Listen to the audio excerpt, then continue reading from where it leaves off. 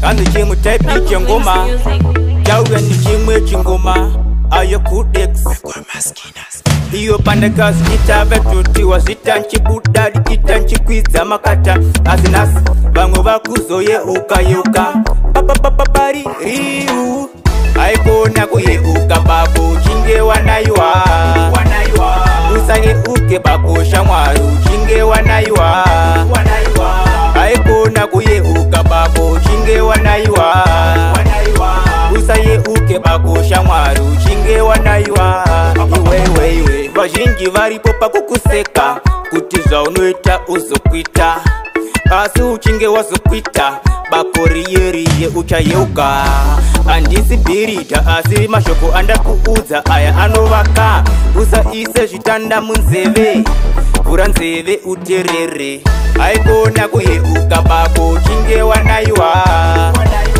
Usayeuke babo shamwaru chinge wanaiwa Aikona kuyeuka babo chinge wanaiwa Usayeuke babo shamwaru chinge wanaiwa Iwe Upenyu makata kumwe wangu Siva iyo zvano ita Upenyu iwe Kukwira nekudzika Mangwana zvicha ita Mangwana zvigostika Mira ndikudze iwe shamwari Usashorewe kudya mapudzi Chengosimbisa rakowo rudzi Usakangane kutenda tenzi Aikona kuyeuka babo chinge wanaiwa Usayeuke babo shamwaru chinge wanaiwa Aikona kuyeuka babo chinge wanaiwa Usayeuke babo shamwaru chinge wanaiwa Iwe Vazhinji varipopa kukuseka Kutiza unoita uzokwita Asi uchinge wazokwita Bakoriyeriye uchayeuka